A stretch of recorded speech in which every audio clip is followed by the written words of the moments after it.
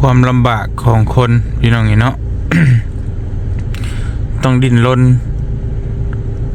สู่เพื่อลูกเพื่อเต้านี่บ่เตียงเห็นสาวคนหนึ่งเนี่ยเพิ่นหาบหน่อไม้แวะเข้าห้านนั่นแวะเข้าห้านนี่เข้าห้านนี่ก็ออกห้านนั่นก็ออกบ่มีคนซื้อซอยเป็นอย่างนี้เนาะบ่เตียงก็บ่เข้าใจว่าโอ้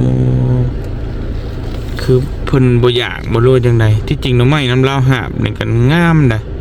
ตามบ่เตียงเหมือนในสายตาเปล่านี่นะแต่ว่าก็บ่มีไผซื้อซอยเรานะ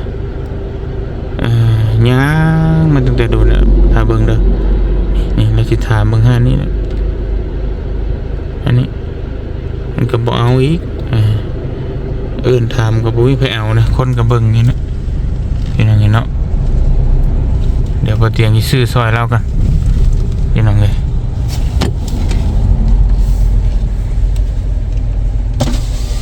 ขายยังขายหน่อไม้ บ่คือหาบแวะเข้าห้านนั่นห้านนี่บ่มีเขาบ่ซื้อซอยบ่โดยป้าโธ่เพิ่นบ่อยากบ่เพิ่นจังบ่ซื้อ บ่ฮู้คือเพิ่นอิ่มกินแล้วเพิ่นอิ่มแล้วโดยยังบ่ได้ขายอยู่บ่นี่หาบย่อยๆมาอยู่คงเลย โอ้ยตนเด้พี่น้องเอ้ยเนาะมาแต่ไสมาแต่บ้านไหนมาแต่บ้านซะแล้วย่างมาแต่หุ่นโดยป้ากินแล้วข้าวน้ำยังอีตน มาแต่เช้าเบิ่งฝนสิตกแล้วผลก็สิมาแล้วเดี๋ยวแป๊บนึงสิซื้อซอยตนเด้พี่น้องเอ้ยเนาะโอ้ยผลก็สิมาพี่น้องเอ้ยเนาะสบายดีเด้อพี่น้องเอ้ยทักทายสบายดีพ่อแม่พี่น้องเบิดทุกคนเนาะมาตะบ้านซะแล้วพี่น้องเอ้ยได้จักถุงแต่4 ถุงนี่แหละเลาะแต่ฝุ่นบ่มีไผซื้อซอยเลยบ่มีไผซื้อซอยเลยโดยตนเด้พี่น้องเอ้ยเนาะมันเป็นอะไรเนาะไม่ลายบ่รู้ว่าจังได๋บ่ฮู้กันยันเขาบ่อยากกินค่ะยันเขาบ่อยากโอ้เขามีศีลมีปลาเขาบ่อยากกิน คือเฮาคนจนเฮาขายหน่อไม้ก็ซื้อเขาพี่น้องเอ้ยตนเด้พี่น้องเอ้ยเนาะ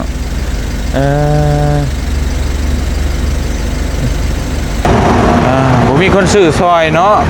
ย่างมาก็จะเช้าพุ่นแล้วว่าพี่น้องเอ้ยเราไปหาแต่จนแจ้งฮอดค่ำนั่นจนแจ้งเมื่อไปหาหน่อไม้เลยบ่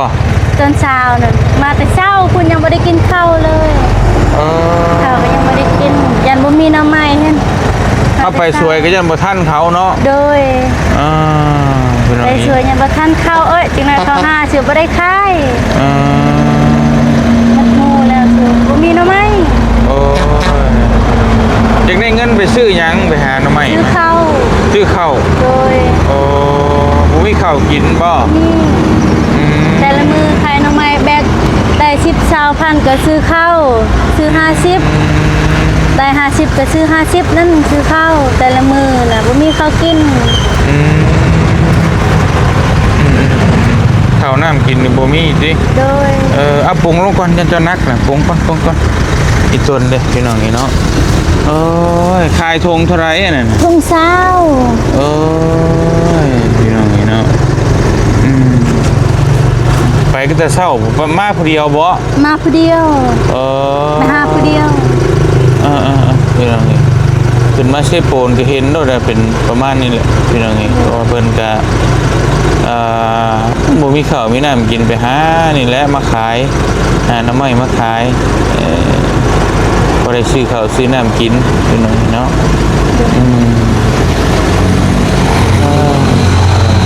มาจากบ้านสะเลวนี่อยู่บ้านดงเมืองสิปูนแขวงสวรรณเขตพี่น้องเนาะเมื่อยปะเมื่อยคือกันหายากอีบ่มีเงินซื้อข้าวแต่ละมื้อขายหน่อไม้ได้4 ถุงก็ซื้อข้าว30ก็ซื้อข้าวกินเพื่อสิอิ่มได้บ่แม่นง่ายต้องหาดิแป๊บนึงเด้อมาพี่น้องนี่เนาะเดี๋ยวบ่เตียงตั้งกล้องไว้ก่อนเดี๋ยวเอามาเบิ่งดูหน่อไม้พี่น้องเนาะถุงละ20,000โดยได้4 ถุงนี่มื้อนี่โดยบ่มีลายมีแต่ซ้ำนี่แหละอ้ายเอ้ยมันบ่มียามนี้บ่มีแต่เขาทางเฮ็ดให้แล้วหาแถวน้ำไปแต่เช้าพุ่น ไม่แล้วคือบ่เตียงว่ามันบ่แม่นขี้ร้ายเด้ขาวๆบ่สิหาได้ผู้ใดเคยหาหน่อไม้นี่สิฮู้เลยว่า มันหายากเพื่อสิได้นี่พี่น้อง คือสิได้ตัวขาว แม่นเพื่อสิได้ตัวขาวๆนี่มันหายากเด้พี่น้องนี่บ่แม่นเรื่องง่ายๆมาหายากแล้วมาขายยังยากอีกเนาะ โดยยังยากอีกยังบ่มีไผคนซื้อซอยเลยนี่อยากซื้อข้าวเลยบ่มีข้าวได้เงินแล้วไปซื้อข้าวกิน พี่น้องนี่เนาะมีต้นเด้มีต้นดอกปักงามๆมีต้นนองงามขาวๆพี่น้องนี่เนาะ โดย ไปหาตื่นดึกลุกเช้ามาหาหาบคายเขาหมื่น โดยแต่ละมื้อหาใคร สู้เพื่อภัย เพื่อลูก สู้เพื่อลูก เพื่อผัว สู้เพื่อลูกเพื่อลูก เพื่อผัว พร้อม เด้อโดย อ้าว แบบผัวเมื่อยเด้กับเมียอีกไปเด้ ผัวเมื่อย โดยหากันเลี้ยงลูก2 คนเลี้ยงแต่ละมือแต่ละเว้นผัวได้เงินกับผัวซื้อข้าวกินบัดหมดผัวว่าเฮาเมื่อยแล้วเมียเอ้ยเฮาขอพักเอาลูกเด้อโดยเอาพักรถเว้ยมื้อนี้คอยอีกสิไปหาน่ะบ่ได้เขาวกินกับเฮาพร้อมหาพร้อมเลี้ยงลูก อยากสร้างครอบสร้างครัวได้อ้าย ก็ได้อดทนเอาเพื่อผัวเพื่อลูก เพื่อลูกผัวก็อดทนเพื่อลูกคือกัน คือมื้อนี้ผัวเมื่อยแหละ โดย ผัวหยุด โดย แล้วเจ้าไปหา โดย คือดีแท้พี่น้องเนาะหาเพื่อลูกเพื่อครอบเพื่อครัวเนาะ เพื่อครอบเพื่อครัวเสื้อสิได้กินง่ายๆดอกหาหน่อไม้แต่ละมื้อนี่แหละกินแล้วบัดเราไปรับจ้างเขาไปตัดกล้วยเขาให้200,000ไปซื้อข้าวซื้อข้าวเอาเมียเอ้ยนี่เงิน200,000มื้อนี้เวียนให้ไปซอยเขาตัดกล้วยน่ะไปซื้อข้าวโดยไปซื้อข้าวเพื่อเอ้ยบัดแล้วไปซื้อปลาให้ลูกอีกไปซื้อปลาให้ลูก20,000เด้อเมียเด้อมื้อแรงสิจำแจ่วใส่ลูกกินปากแซ่บบอกว่าลูกเขาบอกอยากกินปลาแม่เอ้ยซื้อปลาเด้อลูกอยากกินปลาเด้นี่แม่เอ้ย ลูกอยากกินอาหารอยากกินปูกินปลา โดย แล้วก็เฮาก็ต้องอดทนเพื่อลูกเนาะ โดย ขายหน่อไม้เบิดนี่ชื่อเขาได้จักโลนี่ ได้ คิดว่า ได้8โลเท่านั้นแหละ ได้7-8 โล8 โลนี่กินได้จักมื้อ 3 มื้อ แล้วมื้อนั้นบัดบ่ได้กินแต่เขาบัดนี้เนาะ โดย บัดก็ซื้อแนวอื่นพร้อมแม่นบ่ ซื้อแป้งนัวน้ำซื้อ นั่นแหละ เกลือแน่ เป็นยังไงอีก บัดลูกเป็นไข้แล้วซื้อยาลูกแน่เอาไว้แน่กินแน่บัดบ่มีนะ ซื้อขนมให้ลูกอีก ซื้อขนมให้ลูกซื้อขนม 2,000 นั่นพอกินซื้อหลายสิบ่มีเงินมาแต่ใส่ เมื่อนี่ก็ลูกก็ถ่าต้อนนั่นนี่เนาะ โดยถ้าตอนแหละเห็นแต่ค่อยมาตอนนั้นแล้วบันดงในลูกค่อยถามว่าแม่มันจะซื้อหยังแม่เอ้ยคือว่าซื้อปลากินเด้อแม่เด้อปิ้งกินเด้อกินตามันเด้อมันบอกว่าอยากกินตาปลาน่ะแจวก็จ้ำลูกค่อยมันยังสิค่อยตำมะคุกให้กินกับข้าวก็กิน โดยอีต้นได้พี่น้องเนาะเจ้าน่ะชื่อในใดก็ ค่อยซื้อเอิ้ง เสาเอิ้ง โดย อายุจักปีเลย ได้ละ18อันนั้น30น่ะได้แล้ว ว้าวเอาจับเจอ18ได้30 18นั่นแหละ 18แล้วมีลูก2คนแหละ โดย เอาผัวตั้งแต่ยังน้อยบ่นี่นะ โดยตอนเขาเอาพวกข่อยอายุ14นึง เอาผัวตั้งแต่อายุ14 ปี โดย เป็นได้คือเอาผัวไว้แถว เอ้ามาเฮามักกันเด้ มักกัน โอเค กันก็ โอ เอา เค กัน รู้เรื่องมักตะเกา มักเลยก็เอาเลย รู้เรื่องใช่ไหมพี่น้องเนาะมักตะเกาเนาะ โดย บ่ได้สนเนาะว่าอายุเท่าไหร่ บ่ได้สนดอกอายุเท่าใดแพงกันก็พ่อกันนะ แพงกันแล้วก็พอแล้ว โดย เลี้ยง ตอนนี้ฮักแพงกันอยู่บ่ได้เคยผิดกันบ่ บ่เคย โอ้เยี่ยมอายุ10ปลายปีอยู่น้ำกันนี่ก็บ่ผิดบ่เถียงกันนี่สุดยอดแล้ว บ่เที่ยงบ่อยากผิด เอา เมื่อยก็ อยู่เฮือนเมื่อย ถ้าบ่ได้เมื่อยก็ไปให้ไปส่วนแบบนั้น อยู่เฮือนน่ะเฮ็ดหยัง ข่อยหาหน่อไม้แต่ละมื้อนะ บ่เฮ็ดเวียกเฮ็ดงานมีแบบว่า ล้างจาน มีให้มีหน้าบ่ ข่อยบ่มีให้เด้ข่อย บ่มีหยัง โดยปีนี้ข่อยได้ลูกน้อยปีนี้นะพวกข่อยไปเฮ็ดมันแล้วไปเฮ็ดมันได้ไข่ได้ล้านหนึงเฮ็ดน้อยเดียวเด้บ่ได้เฮ็ดหลายนะแล้วซื้อข้าว2เป้า อืม ซื้อหมดแล้วข้าวจึกแบบเราเมื่อยไปขุดมันแล้วค่อยไปหาหน่อไม้แต่ละมื้อนะเดี๋ยวเราเอาลูกเมื่อยเด้สิอยากพักผ่อนคือกันคือข่อยคือกันมื้อนี้ไปหามื้ออื่นพักผ่อนเมื่อยเด้จะสิไปหาอยู่ใส่หน่อไม้มันบ่ได้ออกง่ายๆแต่ละมื้อได้ละ 4-5 เทื่อมันออกนะหลายคนหาได้บัดซะแล้วเด้หลายคนเด้ หลายคนไปหาเพื่อสิได้เนาะหามาได้แล้วก็ยังขายยากอีกแม่นบ่ โดยให้ขายยากอยู่ยังบ่มีไฟซอยซื้อเลาะแต่พูนแต่บันดงนั้นยังบ่มีไฟซื้อฮอดทางนี้เลย อันนี้เคยจอดรถมาอยู่หันเห็นเจ้าย่างเขาไว้เขาห้านนั่นห้านนี่ก็บ่มีคนซื้อ โดย แสดงว่าเจ้ามาตะบ้านใช่แล้วตะเลาะมาตะพุ่นฟังนั่นมาเลาะมาพี่อีกบัดนี้เลาะมาตะฟังพี่ขึ้นไปอีก ขึ้นอีกยังบ่มีไฟซื้อซอยเลย โอ้พี่น้องนี่เนาะนี่แหละมันความจนมันโหดร้ายนี่แหละพี่น้องที่จริงนี่ถุงละ20,000นี่พ่อกินพี่น้องนี่แต่เป็นเงินไทยนี่ก็20,000นี่ก็ประมาณ20กว่าบาทถุงหนึง20กว่าบาท30บาทซะโอเคแล้วนี่ก็ยังบ่มีคนซื้อซอยพี่น้องนี่เนาะเจ้าของบ่กินบ่ เฮาเนี่ยบ่ได้กินหาเอาแต่ขายแต่ละมื้อ มีแต่ได้แต่เงิน โดยได้เงินซื้อข้าวนั่นแหละคือน้องเบานั่นแหละ ได้แต่ข้าวอย่างเดียว โดยอยากได้เป็งนัวเกลืออีกหมกเพชรอีกแต่ละมื้อหมดเกลือก็ซื้อเกลือหมดเป็งนัวก็ซื้อเป็งนัว พี่น้องเลยอีตุนดีเนาะเบิดนี้ได้จะขั้นเจ้าขายตะเก่า แต่เก่าคล้ายๆนะแต่เก่าทงละ10คล้ายๆนะแต่เก่า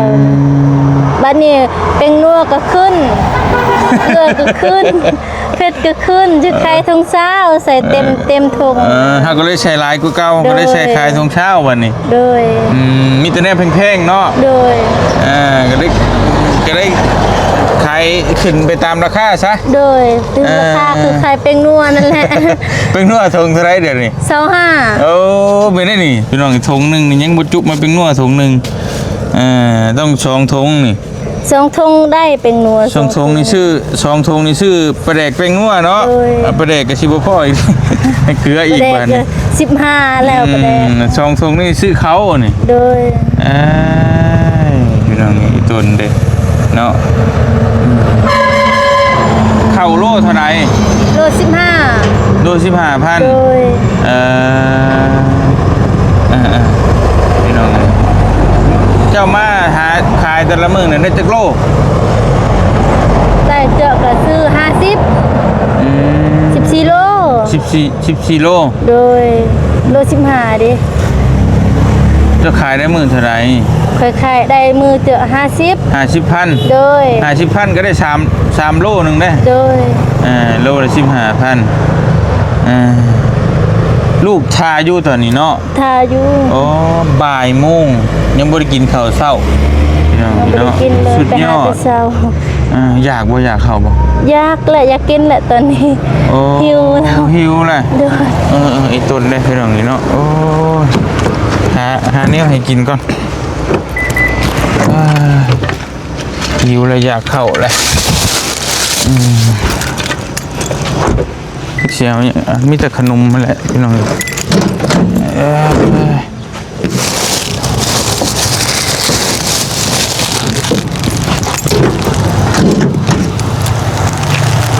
หิวเข้าเลยเนาะโดยเอา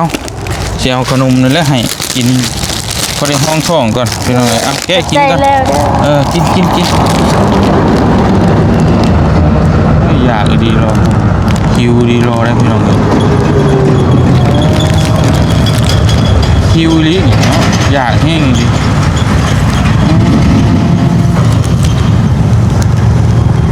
แซ่บบ่แซ่บ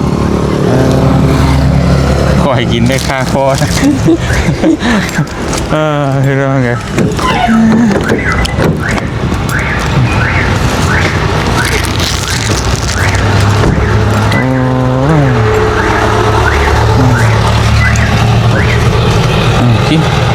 กินแล้วหิวข้าวเนาะโดยแซ่บป่ะแซ่บกินบ่เคยกินจักเทื่อบ่เคยกินจักเทื่อบ่เคยกินขนมแบบนี้แซ่บอยู่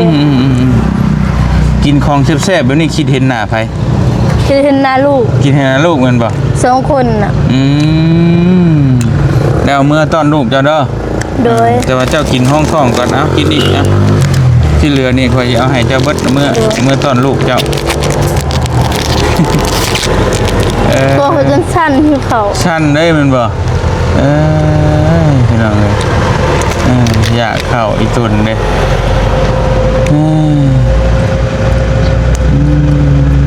เบิดมื้อน่ะแต่เช้านี่บ่ได้กินเลยมันบ่ยังบ่ได้กินข้าวโอ้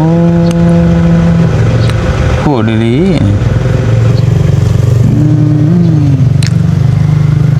เห็นจนหิวน้ำบ่ติยังไงเคยกินได้เครือขนมแบบนี้เนาะเคยมันแซ่บดีแซ่บอีหลีไอ้ก็กินได้ไหมเนี่ยกินได้ไหมกินน้ำกันกินรสพี่น้องพอเตียงเอามาตะห่านนั่นแหละซื้อมาตะห่านเนาะขนมกินคอยกินดุแล้วมึงเนี่ยคอยจนโตตัวใหญ่แล้วกินรสเจ้าน่ะแล้วเมื่อตอนลูกเจ้าคอยกินน้ำเนี่ยนะ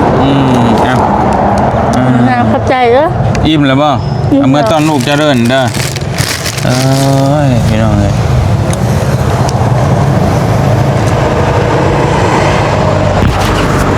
ค่อยปวดโพพี่น้องนี่แหละความทุกข์ความจน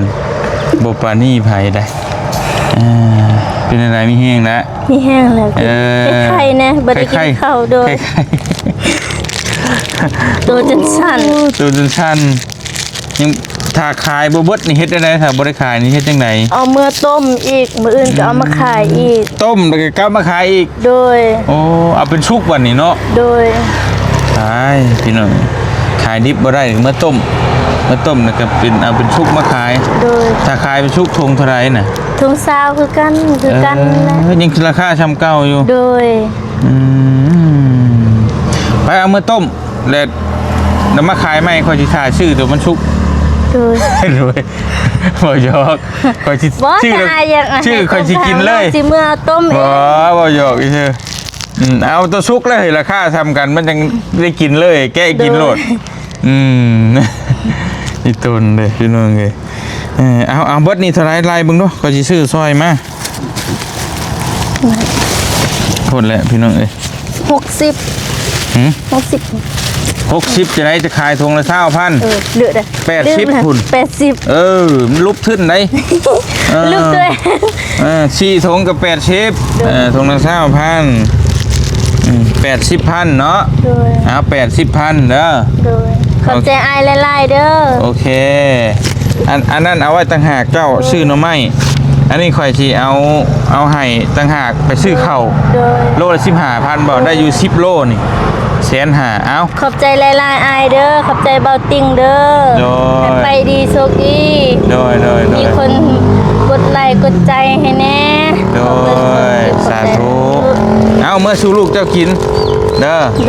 โอเคไปปานนี้เมื่อพี่น้องกับโอเคเด้อแต่ไอ้ลายเด้อเอาไอ้อันนี้ลืมเลยโดยไปเมื่อกินมาสู่ลูกกินพี่น้องโอเคไปมาสู่ลูกกินไปอีตุนเลยพี่น้องเนาะมาขายน้ำมันอีกแล้วโอ้ยพี่น้องขายน้ำมันทงเท่าไรนั่นขายทง20,000โอ้ยมันก็จะได้กินแต่น้ำมันแล้วเนี่ยนี่ชื่อเขาเก็ตไหนพี่น้องเลยจะซื้อยาซื้อไทยมียาซื้อไทยซื้อยาอีก เป็นหยังจังซี่เป็นหยังจังซี่ยายาดีหยังยาดีไอ บ่สิให้สิยาย าไปฉีดให้ อันนี้สิ โอ้ของเจ้าเด้ทงเท่าไหร่ลูก คือสาว ลูกเจ้าบ่ บ่แม่น เนาะ อืม ยาพี่อายสิซอย คิดจนเลย ซื้อข้าวกิน ขายหมดแล้ว เอ สีแด อง ผัวมักเจ็บผัว ผัวมักเจ็บผัวก็เลยเฮ็ดเองฉีดยาขยายเองอีกเออสู่ชีวิตแห่งดีเราเอามาสิซื้อซอยมาเท่าไหร่หั่นเบิด ที่เต้าไว้ในอ่ะ เบิดหั่น5ถุงเอามาพี่น้องเอามาใส่รถพี่มา แต่ไม่ได้ต้องรัดอันนี้นะจวบ มาไปก็ซื้อได้แหละเมื่อกี้นี่แต่ว่าสิไปกินนั่นใดนึงแน่นหน่อไม้มันก็หลายนึงเอาใส่หั่นใส่รถหั่น ให้มันเลยไปบุยน่ะ เออ อาจจะเลย มันก็หลายนึงพี่น้อง ยาสิให้ซื้อข้าวนี่ เอาใส่ละเอาใส่ลูกใส่ ปียังก็เฮ็ดให้ยังบ่ได้เขากินเฮ็ดรอดเลย อ้าวของเจ้า ยายเลย โอเค ยายไอ้ โดยของเจ้าเอาลูกโอเคเอาเสียขนมให้เมื่อต้อนลูกไปเอาลูกเอาขนมเนี่ยเอาไปต้อนของเจ้าเอาไว้โอเคเมื่อต้อนลูกเด้อเจ้าแถวนี่ได้ฝากก็ได้เอาอีนะเอาปันกันโอเคไปเมื่อเอา ตกใจเด้อ โอเคไปเมื่อไป ไปนั่นแหละ โอเคบัดนี้ไม่กินเด้อดูดีมีแห้ง ได้เลยซื้อยา โอเคไปโดยสู้ๆเด้อสู้ๆบายไปป้าเตียงก็ซื้อหน่อไม้ซอย เบิด4-5 แสนจอดพอกเดียวพี่น้องเอ้ยก็มีต้นเพิ่นก็จักเฮ็ดได้ไดเนาะซอยๆกันพี่น้องเอ้ยเพิ่นก็บ่มีเฮาก็บ่มีเนาะแต่ว่าเห็นก็อดบ่ได้อีต้นก็ได้ซอยไปขอตัวเดินทางก่อนอยู่ดีมีแฮงเบิดสู่ทุกคนสบายดีเด้อพี่น้องเด้อบ๊ายบาย